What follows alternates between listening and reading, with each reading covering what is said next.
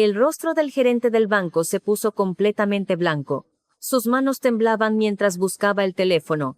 «Cierren las puertas de la entrada», le dijo a su asistente, «y llamen a la policía de inmediato». Me miraba como si le acabara de entregar una granada activa, en lugar de la vieja libreta de ahorros de mi difunto abuelo, la misma libreta que mi madre había tirado a la basura el día anterior, calificándola de basura inútil que debería haber permanecido enterrada con él. Estaba tan segura de que no significaba nada. Resulta que algunos secretos se niegan a permanecer en la tumba, y algunos de ellos tienen dientes. Pero me estoy adelantando. Permítanme empezar desde el principio. Mi nombre es Elena Ríos. Tengo 31 años y, hasta esa mañana, pensé que lo más emocionante de mi semana sería discutir con mi casero por el grifo roto de mi departamento. Trabajo como asistente legal en un pequeño bufete de abogados en la Ciudad de México. No es glamoroso. El sueldo es modesto. Mi auto tiene 12 años y hace un ruido como de ballena moribunda cada vez que giro a la izquierda. Pero soy buena en mi trabajo porque noto las cosas. Hago preguntas. No me rindo hasta encontrar las respuestas. Mi familia siempre lo consideró un defecto de carácter. El funeral fue el martes. Mi abuelo, don Eugenio Ríos, había fallecido a la edad de 89 años. Vivía en un rancho modesto a unas 2 horas de la ciudad, de esos lugares con un portal que lo rodea y campos que se extienden hasta el horizonte. Todos pensaban que no tenía nada. Solo un viejo en una casa vieja, viviendo sus últimos años con tranquila sencillez. Eso era lo que mi madre quería que todos creyeran. La ceremonia fue pequeña, formal y fría, exactamente al estilo de Mariana.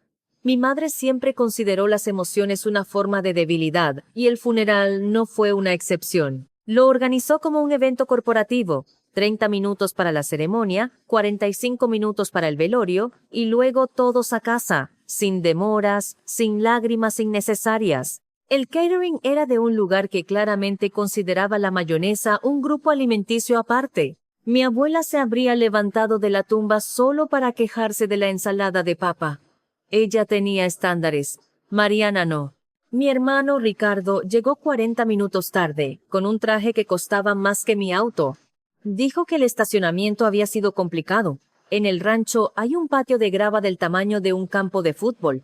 Pero claro, Ricardo, el estacionamiento. Apenas parecía triste, aunque Ricardo nunca fue especialmente bueno con las emociones que no le reportaban un beneficio directo. Abrazó a nuestra madre, estrechó algunas manos y pasó la mayor parte del velorio revisando su teléfono, probablemente monitoreando sus inversiones. Ricardo adora hablar de sus inversiones. Me quedé en un rincón, observando a mi familia fingir dolor como si fuera una obra de teatro, y pensé en mi abuelo. Don Eugenio Ríos había sido contador durante 40 años. Los números eran su idioma. Podía mirar una hoja de cálculo y ver historias que otras personas pasaban por alto. También era ajedrecista y bueno, me enseñó a jugar cuando tenía 7 años, sentados en ese portal, con el tablero entre nosotros y la limonada empañada en el calor del verano. Decía que el ajedrez no se trataba de las piezas que capturabas. La verdad es paciente, Elena. Puede esperar más que cualquier mentira. Nunca entendí lo que quería decir, hasta ahora. 2 semanas antes de su muerte lo visité en el rancho. Estaba débil. Su cuerpo se estaba rindiendo, pero sus ojos estaban agudos, enfocados, vivos. Me agarró la mano con una fuerza sorprendente y me atrajo. Su voz apenas era un susurro, pero cada palabra estaba pensada. La libreta de ahorros, dijo. En mi estudio. El libro de ajedrez. Solo tú, Elena, prométemelo. Prometí. No entendí, pero prometí. Después del servicio fúnebre, la familia se reunió en el rancho. Mariana ya estaba recorriendo las habitaciones, hablando de vender la propiedad, discutiendo posibles compradores, calculando metros cuadrados, como si el cuerpo aún no se hubiera enfriado. Ricardo asentía de vez en cuando, ofreciendo ideas. Claramente lo habían discutido antes, probablemente cuando el abuelo aún vivía.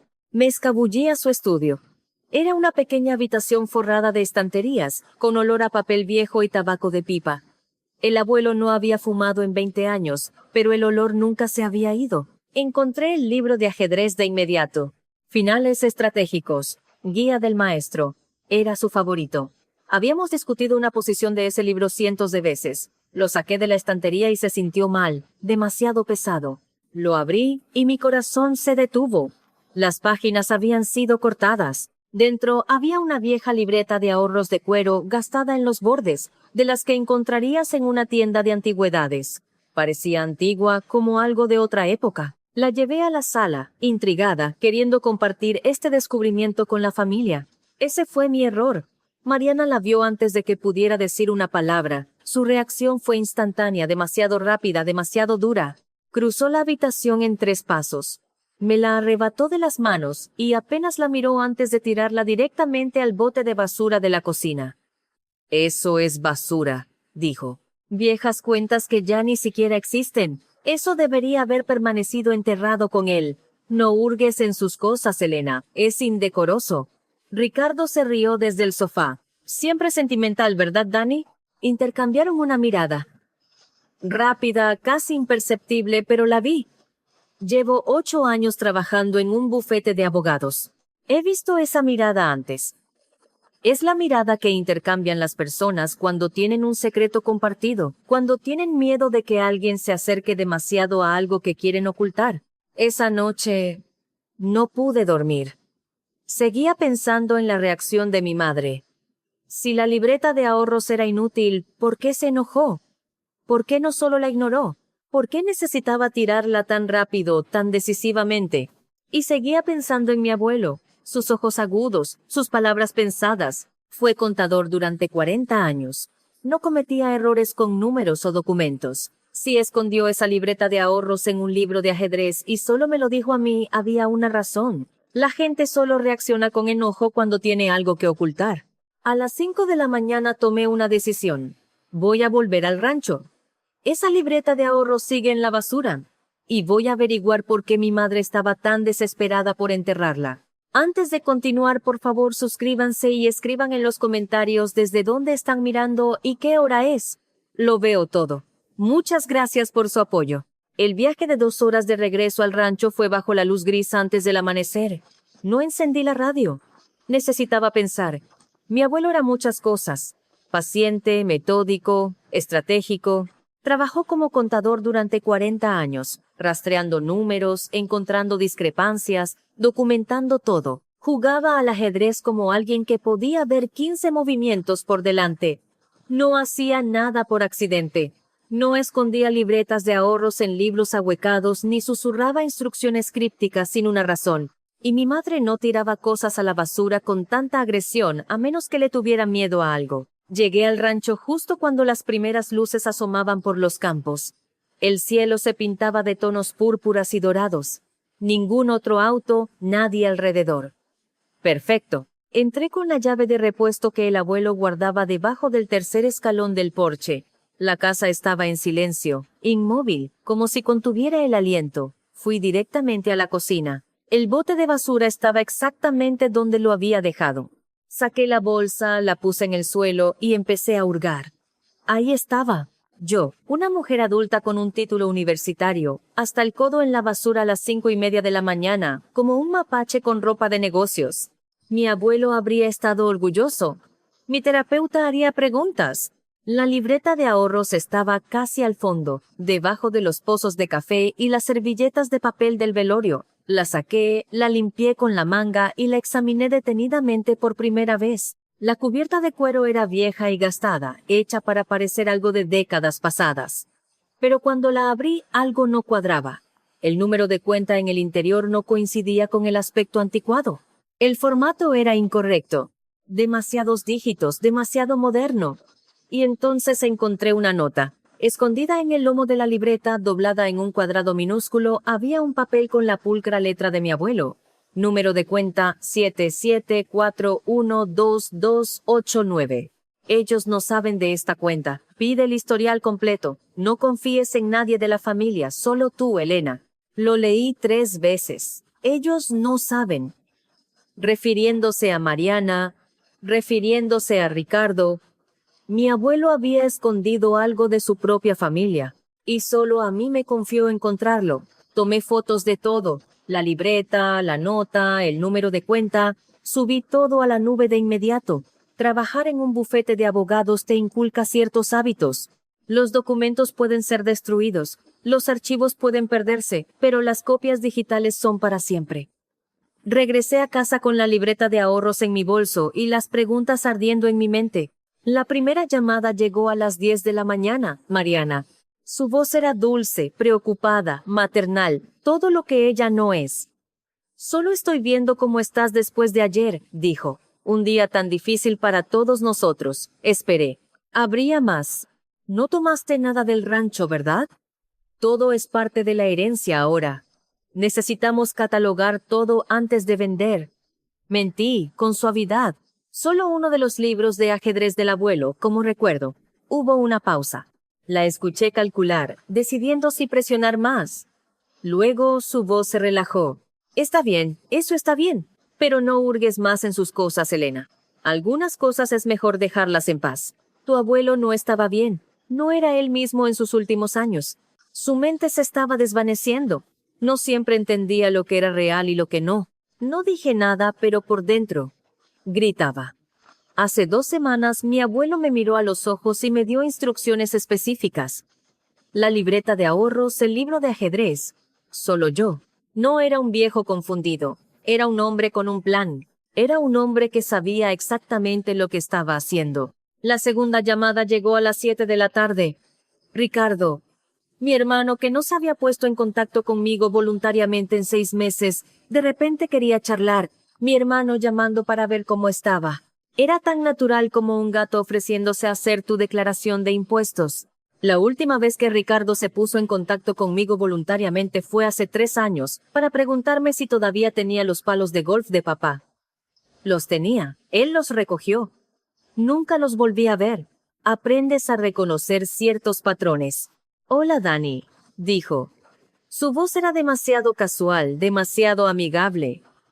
Mamá mencionó que preguntabas por las cosas del abuelo. Solo quería asegurarme de que estabas bien. Estoy bien, le dije. Solo estoy procesando. Hizo un murmullo de simpatía, luego con cautela. Sabes, el abuelo realmente no tenía mucho. Sí, el rancho, algunos muebles. Mamá y yo ya hemos hablado de ello. Ella se encargará de la venta. Yo me encargaré de la propiedad. No tienes que preocuparte por nada. Ahí estaba. Ya se habían repartido todo. Mariana se queda con el dinero. Ricardo se queda con la propiedad. Elena no recibe nada. Asumieron que yo simplemente aceptaría. Asumieron que no haría preguntas. Sus palabras de despedida.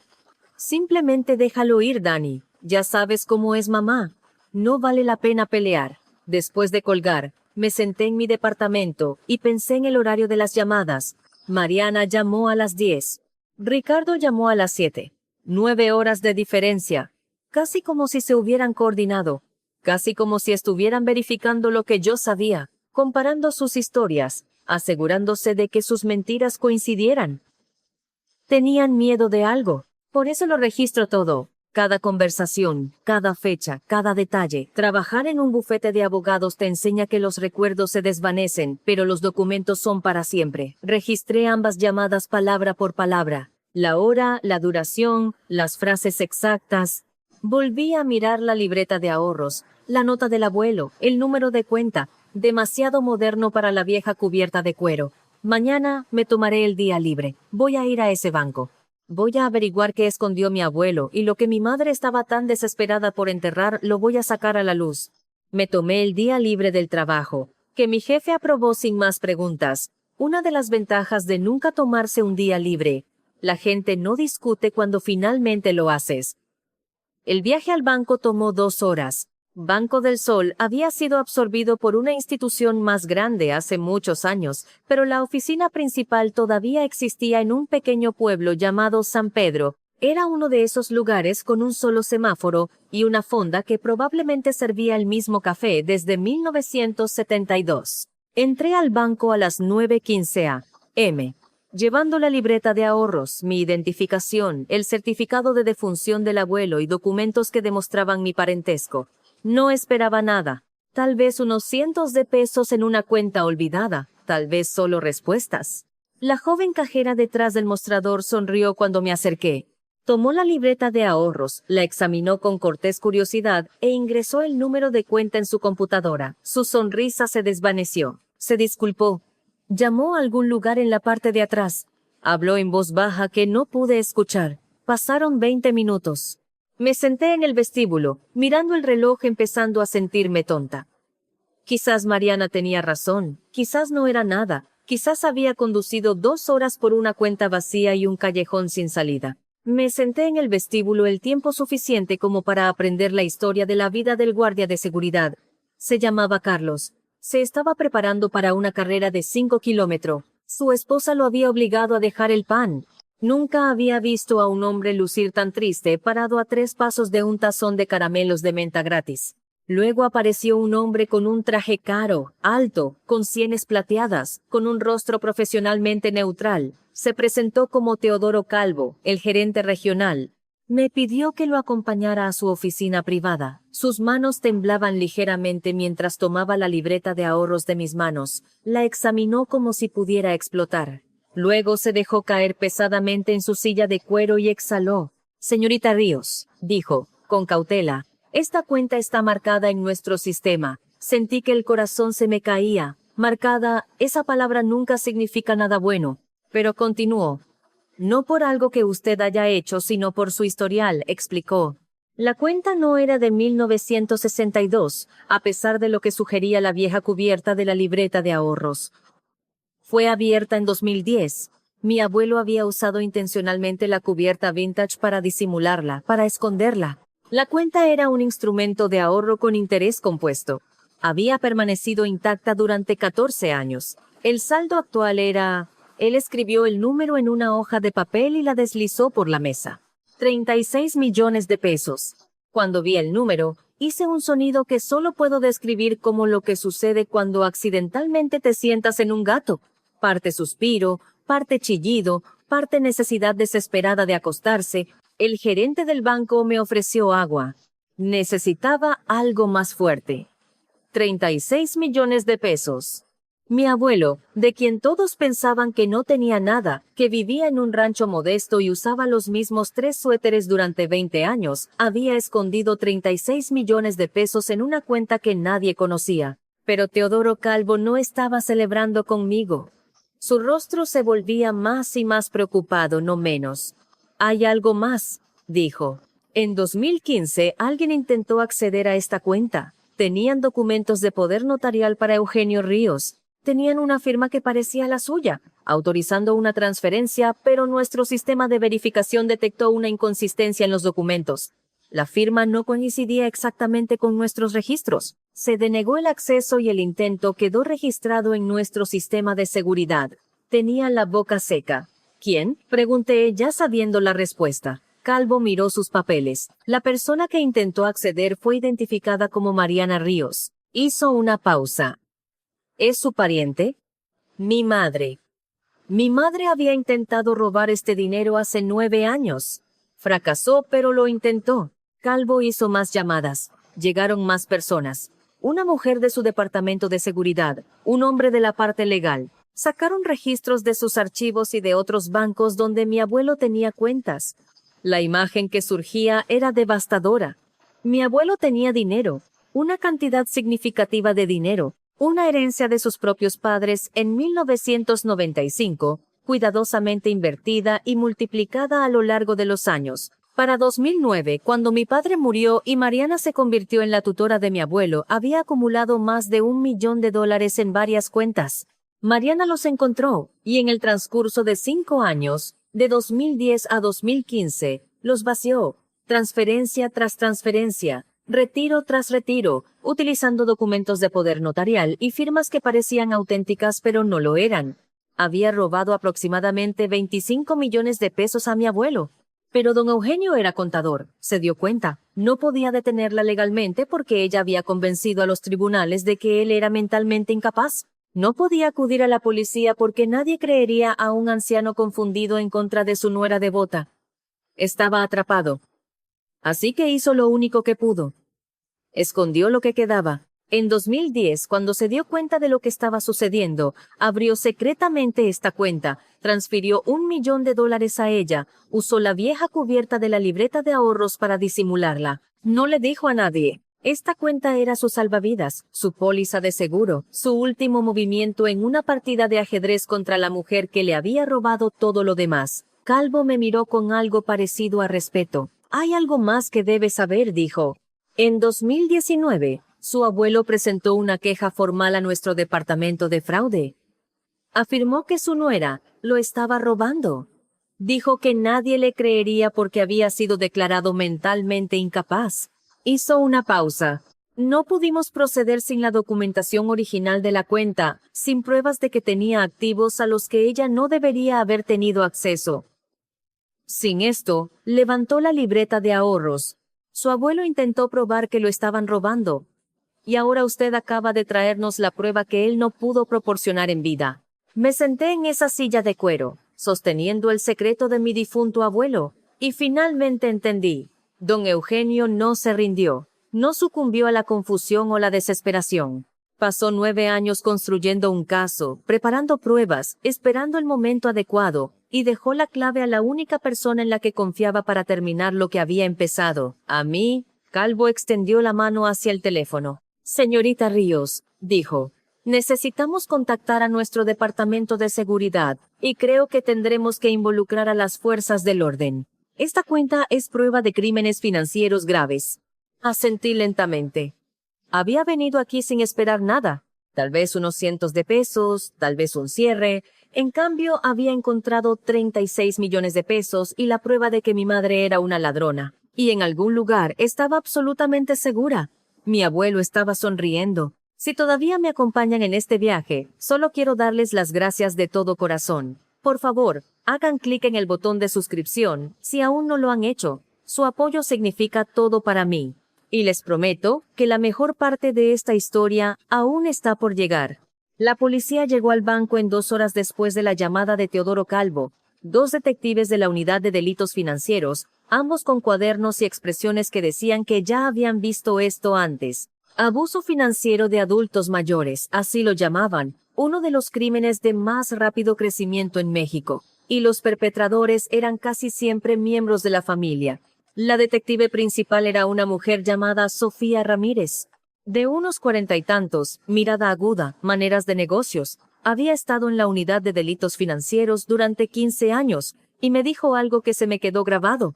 Estos casos me rompen el corazón cada vez, dijo. Porque las víctimas están atrapadas. Dependen de las personas que los roban. Aman a las personas que les hacen daño. Y cuando intentan hablar, nadie les cree. Ella miró la libreta de ahorros en mis manos. Su abuelo les dio una voz de la única manera que pudo, con documentación, con pruebas, con paciencia. Después de eso, la investigación avanzó rápidamente. Calvo proporcionó los registros bancarios. El intento de acceso de 2015 había sido documentado en detalle. Las firmas falsificadas, el poder notarial fraudulento, las alertas de seguridad que detuvieron la transferencia. Todo estaba allí, conservado en los archivos digitales del banco como una mosca atrapada en ámbar. Pero eso fue solo el comienzo. 3 días después de mi visita al banco, recibí una llamada telefónica que cambió todo. La voz al otro lado del teléfono era anciana, pero firme. Se presentó como el licenciado Eduardo Solís, abogado 75 años, amigo de don Eugenio Ríos durante más de 40 años. Su abuelo me dio instrucciones específicas, dijo. Si fallecía debía contactarla a usted. Solo a usted, a ningún otro miembro de la familia. Él fue muy claro al respecto. Fui a su oficina ese mismo día. Era un pequeño despacho en una parte tranquila de la ciudad. De esos lugares donde los abogados todavía tienen estanterías de madera y diplomas enmarcados de hace décadas. Solís me recibió en la puerta. Era alto, ligeramente encorvado por la edad, pero su apretón de manos era firme y sus ojos amables. Eugenio y yo jugamos ajedrez juntos durante 40 años. Me decía que era el hombre más metódico que conocía. Cuando vino a mí en 2020 y me dijo lo que estaba pasando, le creí de inmediato. Porque Eugenio no lanzaba acusaciones así como así, y no venía con las manos vacías. Me llevó a su oficina y puso una carpeta gruesa sobre la mesa entre nosotros. Su abuelo recopiló esto durante 4 años, dijo. Sabía que nadie le creería en vida, así que se preparó para lo que vendría después. Abrí la carpeta con manos temblorosas. Dentro había de todo. copias de documentos falsificados de poder notarial, junto con muestras de la verdadera firma de mi abuelo. Las diferencias eran sutiles, pero obvias cuando sabías qué buscar. Los bucles eran demasiado perfectos, la presión demasiado uniforme. Mi madre había copiado su firma probablemente de documentos a los que tenía acceso, y lo había hecho lo suficientemente bien como para engañar a la mayoría de las personas, pero no lo suficientemente bien como para engañar al sistema de verificación del banco, y no lo suficientemente bien como para engañar a un contador que había estado encontrando discrepancias durante 40 años. Había extractos bancarios, registros de transacciones, un diario detallado escrito a mano por mi abuelo, documentando cada retiro sospechoso, cada transferencia que no había autorizado, cada mentira que mi madre había dicho para encubrir sus huellas, fechas, cantidades, números de cuenta. 4 años de documentación meticulosa. Y al fondo de la carpeta, en un sobre sellado, había una declaración jurada notariada, fechada en 2022. La leí lentamente, y la voz de mi abuelo resonaba en mi cabeza con cada palabra. Describía todo. Cómo Mariana tomó el control de sus finanzas después de la muerte de su hijo en 2009. Cómo convenció a los médicos de que mostraba signos de demencia cuando no los tenía. Cómo lo aisló del mundo exterior, controlando sus llamadas telefónicas, sus visitantes, su acceso a la información. Cómo lo robó sistemáticamente durante años mientras fingía ser su devota cuidadora. Sus últimas palabras en la declaración me golpearon como un puñetazo en el pecho. Estoy en mi sano juicio. Sé exactamente lo que estoy haciendo. Dejo estas pruebas a mi nieta Elena, porque ella es la única que hará lo correcto. Siempre hizo las preguntas que otros temían hacer. Confío en ella para terminar lo que yo no pude. Me senté en esa oficina y lloré, no de tristeza, sino de algo más difícil de identificar, quizás de orgullo y de dolor por todos los años que había pasado solo, sabiendo la verdad, incapaz de lograr que nadie le creyera. La detective Ramírez me llamó al día siguiente con más noticias, y esta vez no se trataba de mi madre. Hemos estado rastreando el rastro del dinero, dijo. ¿A dónde fueron los fondos robados una vez que salieron de las cuentas de su abuelo? Y encontramos algo interesante sobre su hermano, Ricardo. Ricardo, el chico de oro, con sus trajes caros, su cartera de inversiones y su engreída confianza en que era mejor que todos los demás. No solo recibió dinero de su madre, continuó la detective Ramírez. Creó una empresa fantasma, Inversiones Garita SDRL, DCV, registrada bajo su segundo nombre. Más de 10 millones de pesos fueron lavados a través de esta empresa en el transcurso de 5 años. Él no fue un receptor inocente, señorita Ríos. Fue un participante activo en el esquema. Mi hermano que me llamó para decirme que lo dejara ir. Mi hermano que se reía de mí por ser sentimental. Mi hermano había ayudado a nuestra madre a robar a nuestro abuelo. Y había construido todo su estilo de vida con las ganancias. Su casa, sus autos, sus inversiones. Todo era dinero robado, escondido detrás de documentos corporativos y mentiras familiares. Pero las revelaciones no terminaron ahí.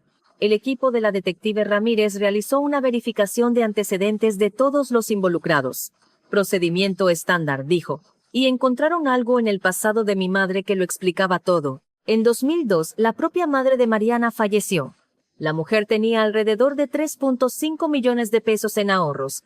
Cuando se resolvió la herencia, casi no quedaba nada. Otros miembros de la familia sospecharon algo en ese momento, pero no pudieron probarlo. El dinero simplemente había desaparecido. Mi madre ya lo había hecho antes, con su propia madre, 20 años antes de que se lo hiciera a don Eugenio. Y mi abuelo lo sabía, por eso nunca confió en ella. Por eso fue tan cauteloso, tan metódico, tan preparado. Vio su patrón, supo de lo que era capaz, y pasó sus últimos años asegurándose de que no se saliera con la suya. Por segunda vez, la detective Ramírez me pidió que cooperara plenamente con la investigación, lo que significaba mantener silencio, no advertir a mi madre, no confrontar a mi hermano, asistir a las cenas familiares y fingir que todo era normal mientras el caso se construía a su alrededor. 2 semanas de mentiras. 2 semanas de sentarme frente a las personas que robaron a mi abuelo, sonrieron en su funeral y se dividieron sus bienes como buitres que desgarran un cadáver. La cena de los domingos en casa de mi madre era una tortura. El mole de mi madre siempre había sido un crimen contra la gastronomía aviar. Pero esa noche, parecía apropiado. Ahí estaba yo, ahogándome en la evidencia del mal gusto, frente a una mujer que había hecho de las malas decisiones su carrera. Mariana habló de vender el rancho. Había encontrado un comprador, un buen precio, un cierre rápido. Ricardo asintió. Mencionó una nueva oportunidad de inversión que lo tenía entusiasmado. Estaban tan confiados, tan convencidos de que se habían salido con la suya. Después de la cena, Mariana me hizo a un lado. Su voz era suave, preocupada, maternal. La actuación de toda una vida. Sé que no siempre nos llevamos bien, dijo. Pero somos familia. Tu abuelo querría que nos mantuviéramos unidos, que nos apoyáramos mutuamente. Mantuve mi rostro neutral. Claro, mamá, la familia es lo primero. Durante 2 semanas tuve que fingir que no sabía que mi madre era, en esencia, una delincuente de cuello blanco.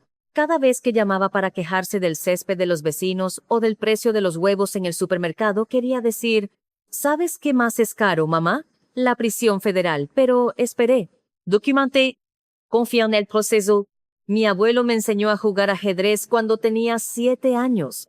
Su lección favorita, la mejor jugada no siempre es la obvia. A veces sacrificas una pieza para ganar la partida. Él había sacrificado sus últimos años preparando esta trampa. Sabía que no vería cómo funcionaría, pero sabía que yo sí. La llamada llegó un jueves por la mañana.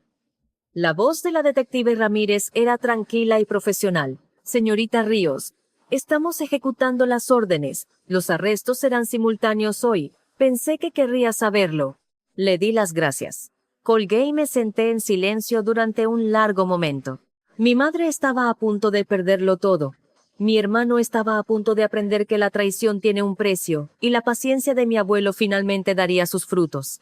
Los arrestos ocurrieron a las 7 a.m., coordinados al minuto, sin previo aviso, sin oportunidad de contactarse entre sí, de coordinar historias o destruir pruebas. La detective Ramírez lo había planeado todo a la perfección. Yo no estuve allí, pero la detective Ramírez me contó los detalles más tarde, y debo admitir que hubo cierta satisfacción al escucharlos. Mi madre abrió la puerta, aún en bata, con una taza de café en la mano. Vio las insignias y los uniformes, y por un momento, su máscara se resbaló. Me imagino que parecía una mujer que veía cómo todo su mundo se derrumbaba a cámara lenta. La detective Ramírez le mostró la orden, leyó los cargos. Fraude, falsificación, abuso financiero de un adulto mayor, robo. Mi madre intentó una última manipulación. Su voz era firme, razonable, la voz de una mujer que se había salido con la suya toda la vida. Esto es un error, dijo. Mi suegro estaba mentalmente enfermo. No entendía lo que decía. Yo intentaba protegerlo.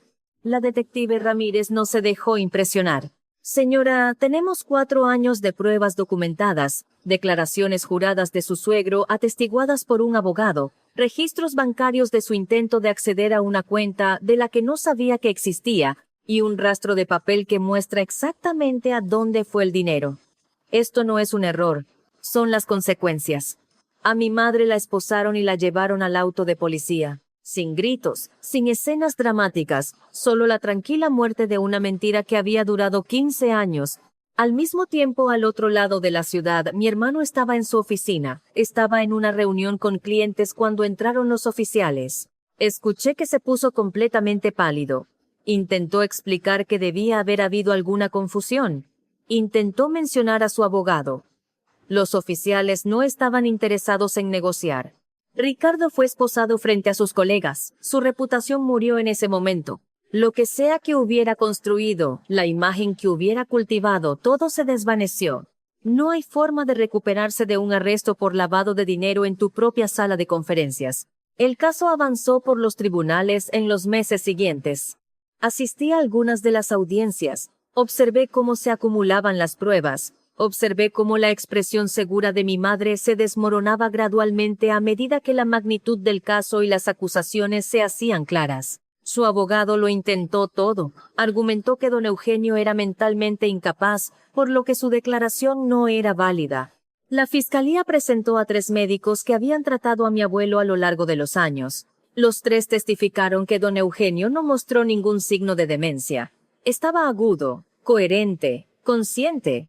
La determinación de incapacidad, explicaron, se basó en información falsa proporcionada por la propia Mariana. Ella había convencido a los tribunales de que su suegro estaba perdiendo la cabeza para que nadie le creyera cuando dijera que ella lo estaba robando. La jueza no mostró simpatía. El abogado de Ricardo probó un enfoque diferente. Se acercó a mí personalmente con una oferta.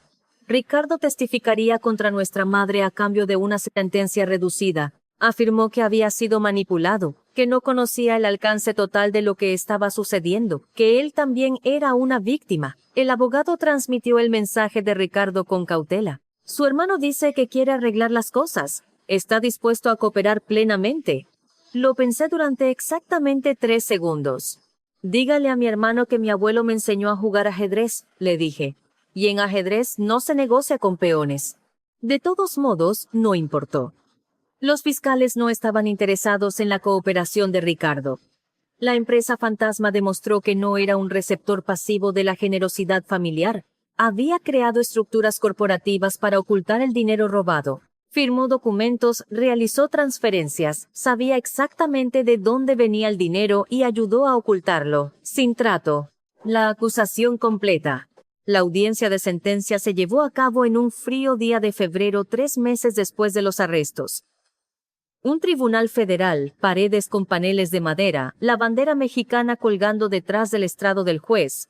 Antes de que se leyeran las sentencias, la fiscal pidió presentar una declaración de la víctima, de don Eugenio. El tribunal se quedó en silencio mientras ella leía sus palabras en voz alta.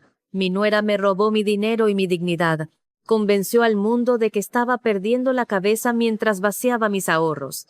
Nadie me creyó, pero no estoy confundido. Sé exactamente lo que me están haciendo, y dejo un registro para que un día la verdad salga a la luz. Observé el rostro de mi madre mientras estas palabras llenaban la sala. Miraba directamente hacia adelante, sin expresión, pero sus manos temblaban. Ricardo no me miró a los ojos. Parecía más pequeño, encogido. El hermano confiado y exitoso que siempre me había menospreciado había desaparecido. En su lugar había un hombre que había apostado todo a una mentira y perdió. La jueza leyó las sentencias. Mariana Ríos. 7 años en una prisión federal sin posibilidad de libertad condicional. Restitución total. Todo lo que poseía sería liquidado y devuelto a la masa de la herencia. Ricardo Ríos. 3 años en una prisión federal. Una condena por delito grave que lo seguiría por el resto de su vida. Su carrera de inversiones, su reputación profesional, su imagen de éxito cuidadosamente construida, todo había terminado. Me senté en esa sala del tribunal y sentí algo que no esperaba. Ni triunfo, ni satisfacción, solo una tranquila sensación de cierre, como un libro que finalmente llega a su último capítulo. Después de la audiencia, la detective Ramírez me encontró en el pasillo. Su abuelo estaría orgulloso de usted, dijo. Él luchó durante años. Usted lo terminó. Le di las gracias, le estreché la mano. Salí del juzgado al frío aire de febrero. Más tarde, el abogado de Ricardo me llamó de nuevo, preguntando si consideraría visitar a mi hermano en prisión. Dijo que Ricardo quería disculparse, quería explicarse. Le dije que lo pensaría. El abogado de Ricardo preguntó si lo visitaría en prisión. Le dije que lo pensaría. Todavía lo estoy pensando. Han pasado 6 meses. Probablemente seguiré pensando. Algunas disculpas llegan demasiado tarde para importar. Algunas explicaciones no merecen ser escuchadas. Mi teléfono vibró. Un mensaje del licenciado Eduardo Solís, el abogado de mi abuelo. Su abuelo le dejó algo más. Un último artículo. Cuando esté lista, venga a mi oficina. Otro giro. Otro movimiento desde la tumba. Don Eugenio no había terminado todavía. Visité la oficina del licenciado Eduardo Solís 2 días después de la sentencia. El viento de febrero era helado, pero el sol brillaba intensamente, y por primera vez en meses, sentí que podía respirar. Solís me esperaba con té, y un único sobre la mesa. Mi nombre estaba escrito en el frente, con la letra pulcra de mi abuelo. Me pidió que le entregara esto después de que todo se resolviera, dijo Solís. Fue muy específico con el momento. Quería que lo leyera cuando pudiera apreciar lo que significaba. Tomé el sobre. Se sentía ligero, solo papel, pero sabía que contenía algo pesado. Antes de que lo abriera, Solís explicó el resultado legal. Los 36 millones de pesos en la cuenta oculta ahora me pertenecían. El testamento de don Eugenio, que Solís había mantenido a salvo durante años, me nombraba explícitamente como la única heredera. Mi madre y mi hermano fueron específicamente excluidos, con documentación que explicaba por qué. Además, el proceso de restitución había comenzado. Los bienes confiscados a Mariana y Ricardo serían liquidados y añadidos a la masa de la herencia. Las ganancias de la venta del rancho, que mi madre había planeado quedarse, irían a mí. La herencia total, una vez procesado todo, ascendería a aproximadamente 42 millones de pesos. Asentí, pero el dinero parecía abstracto, distante. Lo que realmente quería estaba en ese sobre. Lo abrí con cuidado. Dentro había 2 páginas, escritas por ambos lados con la letra de mi abuelo. La carta estaba fechada un mes antes de su muerte. Mi querida Elena, comenzaba, si estás leyendo esto, significa que encontraste la libreta de ahorros, seguiste el rastro, hiciste lo que yo sabía que harías. Quiero que entiendas por qué te elegí. Tu hermano siempre fue el hijo de su madre. Lo vi crecer, adoptando sus valores, tomando atajos, creyendo que el fin justifica los medios. Esperaba que cambiara, pero la esperanza no es una estrategia. Un contador sabe mejor que confiar en la esperanza. Tu madre nunca me amó. Amó lo que yo representaba, seguridad, respetabilidad, acceso a recursos que ella podía controlar. Cuando tu padre murió, que Dios lo tenga en su gloria, ella vio una oportunidad, un viejo con dinero y nadie que lo protegiera. Pensó que yo era un blanco fácil. Se equivocó. Supe lo que estaba haciendo casi desde el principio. Soy contador, Elena.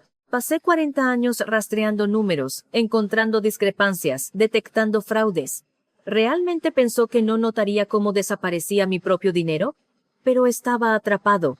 Ella tenía el poder legal. Convenció a todos de que estaba perdiendo la cabeza. Cada vez que intentaba defenderme, apretaba su control. Cada vez que intentaba hablar, me silenciaba. Así que hice lo que mejor sé hacer. Documenté, preparé, esperé. La verdad es paciente, Elena. Puede esperar más que cualquier mentira. Escondí lo que pude. Reuní las pruebas, dejé instrucciones a Eduardo y confié en ti para terminar lo que yo empecé. Siempre fuiste diferente. Me visitabas porque querías, no porque esperabas algo. Jugabas ajedrez conmigo por el juego, no por la herencia. Hacías las preguntas que ponían nerviosa a tu madre. Nunca aceptabas respuestas fáciles. Por eso te elegí. Porque sabía que cuando encontraras la libreta de ahorros, no te detendrías hasta encontrar la verdad. Y sabía que cuando encontraras la verdad harías lo correcto. Lamento la carga que te dejé. Lamento que seas tú quien tenga que exponer a tu propia familia. Sé que no será fácil. Sé que habrá dolor. Pero también sé que eres lo suficientemente fuerte para soportarlo. Vive bien, Elena. Usa el dinero para algo importante. Construye algo que perdure. Sé feliz. Pasé mis últimos años luchando en una batalla que no podía ganar, pero me aseguré de que tú la ganaras por mí. Gracias por ser la nieta que siempre soñé. Con todo mi amor, abuelo Eugenio. Me senté en la oficina del licenciado Eduardo Solís y dejé que las lágrimas fluyeran. No lágrimas de tristeza, algo más profundo, algo que se sentía como sanación. Mi abuelo me había visto, realmente me había visto. En una familia donde siempre me había sentido una extraña. Él había visto algo real en mí, y me había confiado lo más importante que le quedaba. No solo dinero, sino justicia. Eso fue hace 6 meses. Renuncié a mi trabajo en el bufete de abogados, pagué mis deudas, compré un pequeño edificio en el centro de la ciudad, una estrecha tienda con grandes ventanales y buena luz. Abrí una librería, de esas donde hay sillones cómodos, olor a café y estantes llenos de historias esperando ser descubiertas. La llamé Páginas de los Ríos, lo que mi abuelo habría encontrado hilarante. Siempre apreciaba un buen juego de palabras. En el rincón más alejado hay una mesa de ajedrez, 2 sillas, el tablero con las piezas puestas y listas para jugar. A veces, los clientes se sientan a jugar. A veces, me uno a ellos. Sobre la mesa, cuelga una fotografía enmarcada de mi abuelo, y junto a ella, en un sencillo marco de madera, su dicho favorito. La verdad es paciente. Puede esperar más que cualquier mentira. Mi madre a veces escribe cartas desde prisión, cartas largas e inconexas, llenas de acusaciones, justificaciones y exigencias de perdón. Dice que traicioné a la familia. Dice que lo destruí todo. Dice que le debo. No respondo. Algunas puertas, una vez cerradas, permanecen cerradas. La esposa de Ricardo se divorció de él. Sus amigos desaparecieron. Cuando salga de prisión tendrá una condena por delito grave. Y nada que mostrar por todos esos años de supuesto éxito. Las personas que lo tuvieron todo porque lo robaron, ahora no tienen nada. Y yo tengo una librería, tengo paz, tengo el conocimiento de que mi abuelo pasó sus últimos años luchando por la justicia. Y fui yo quien la hizo realidad. Muchas gracias por mirar. Más de mis historias más emocionantes ya están en tu pantalla. Haz clic en una hora y no te pierdas la diversión. Te encantará.